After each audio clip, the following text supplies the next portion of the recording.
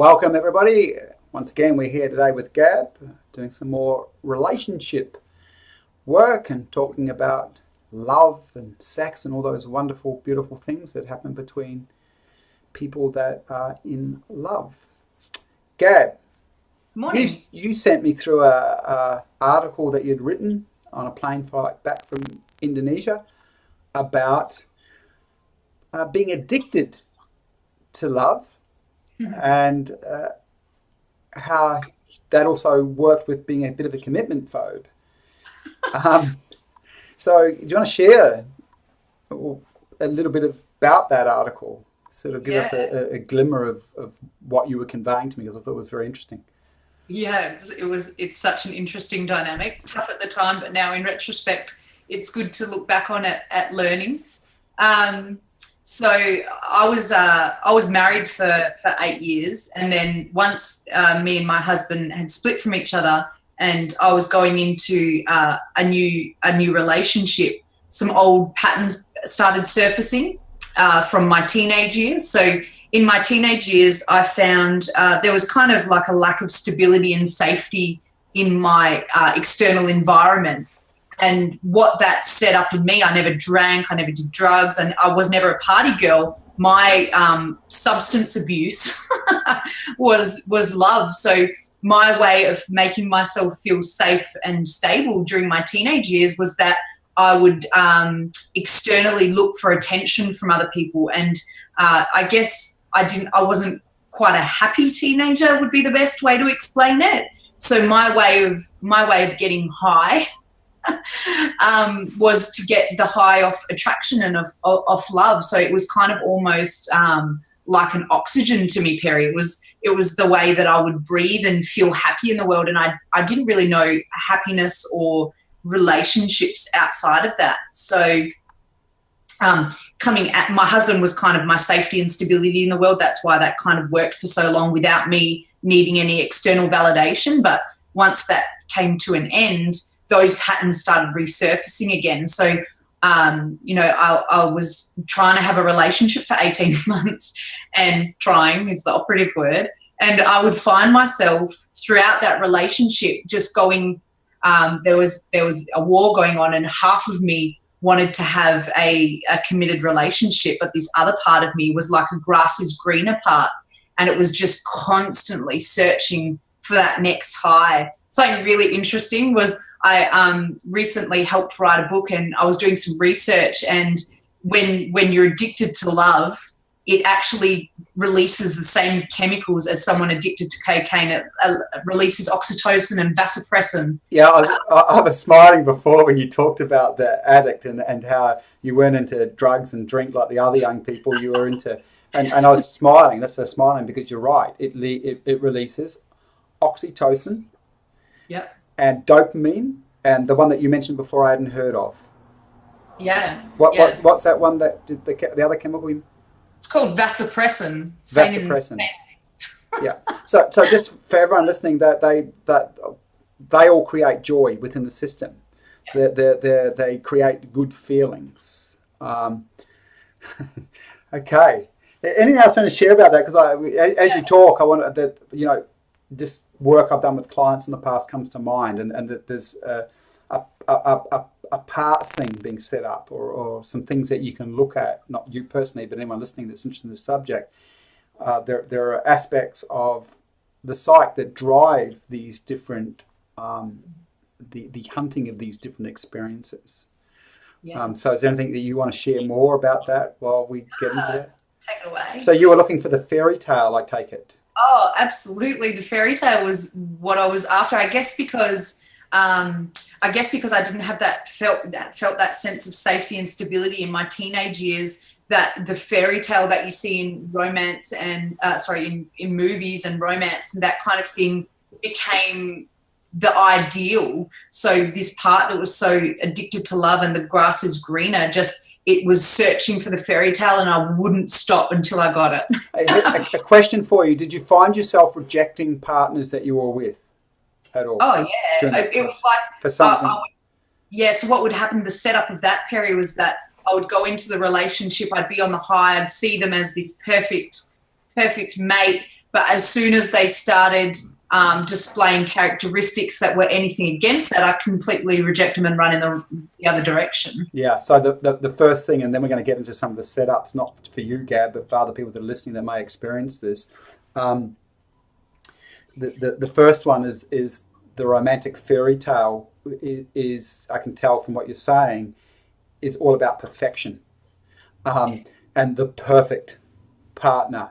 And so when the partner showed what you might have at that point considered imperfection, then you would run away. Now, I already know just based on that behavioural profile that you won't have accepted parts of you. So you yourself would have wanted to be perfect. Yeah, and not able to accept those parts that you would consider imperfect on that model.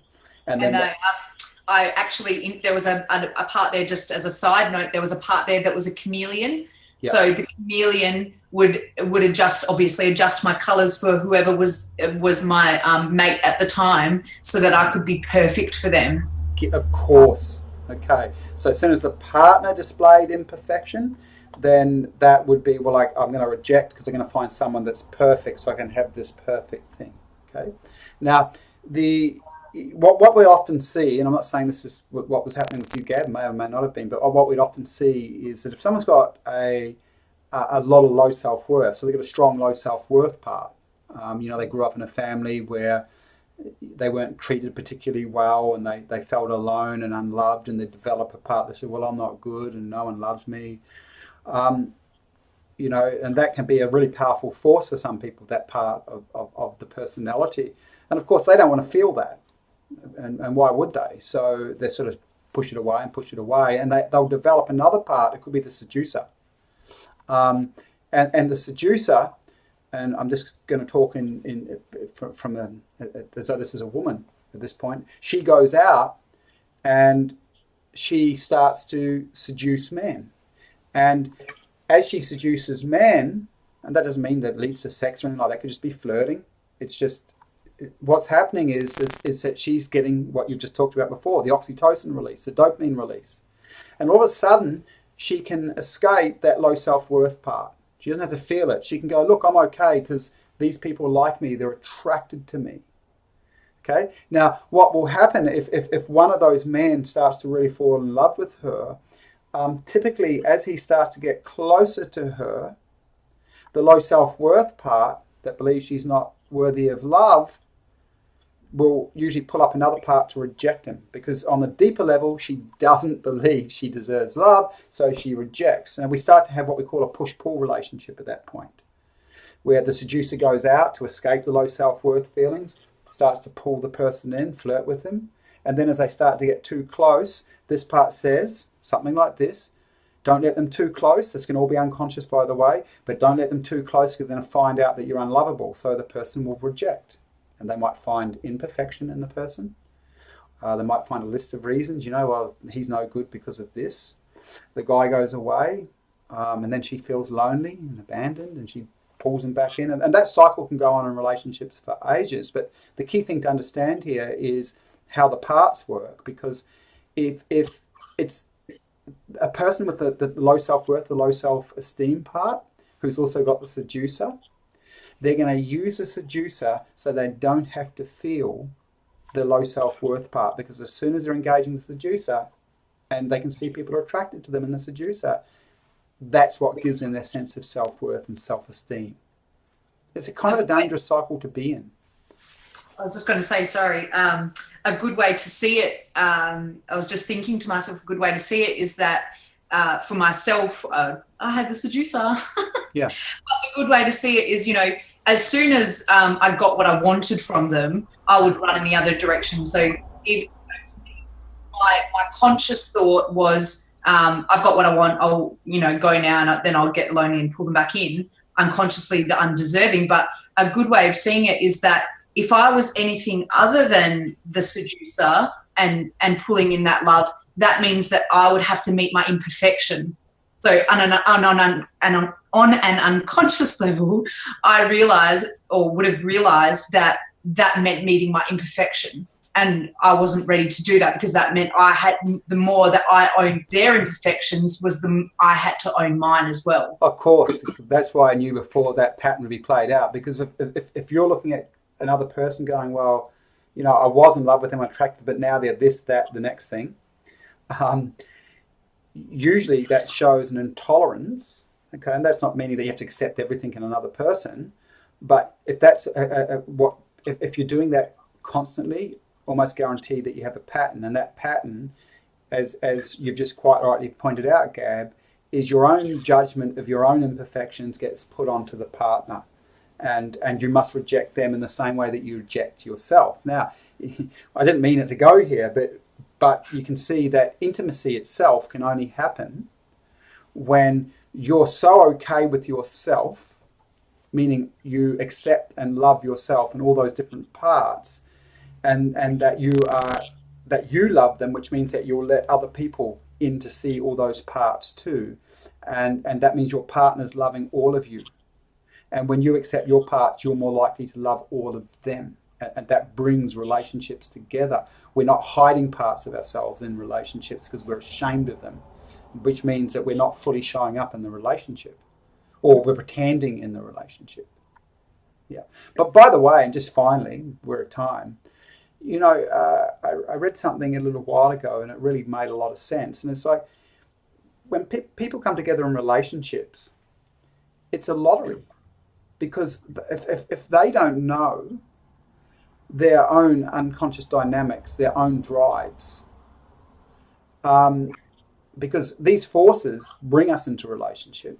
And the person we come into relationship, if they don't know themselves and all the things that we're talking about today, the different parts, then creating good relationships just becomes a deep mystery and a lottery.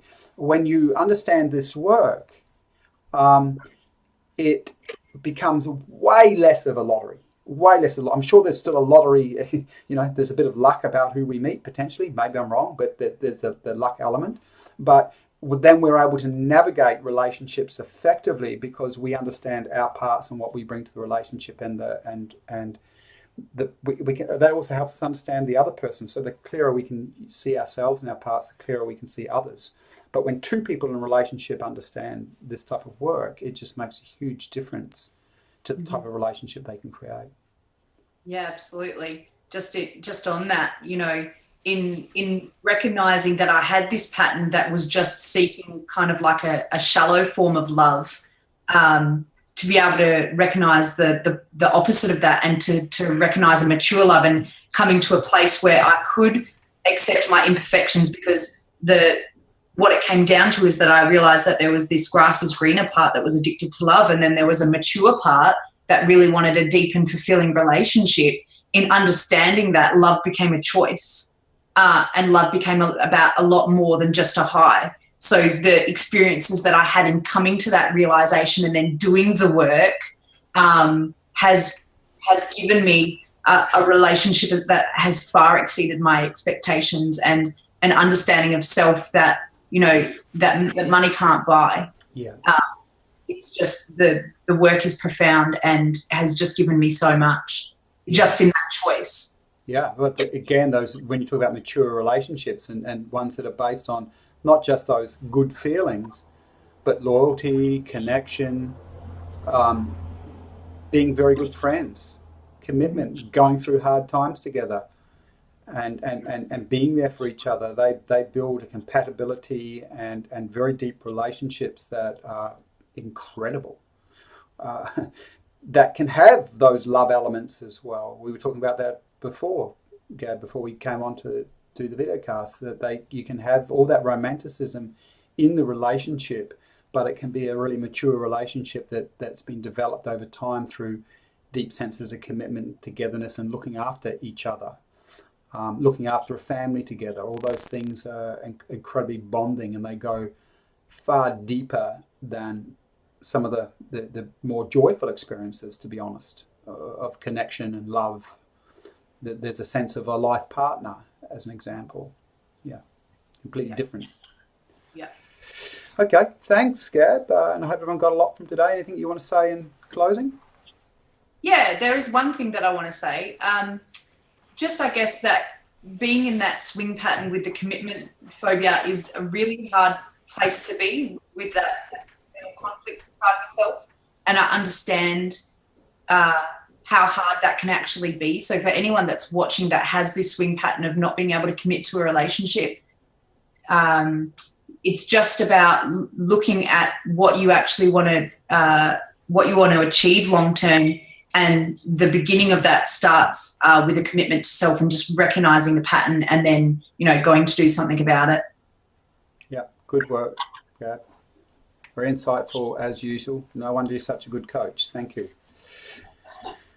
Okay. Hope everyone got a lot from it. Talk to you next time, Gab. See everybody.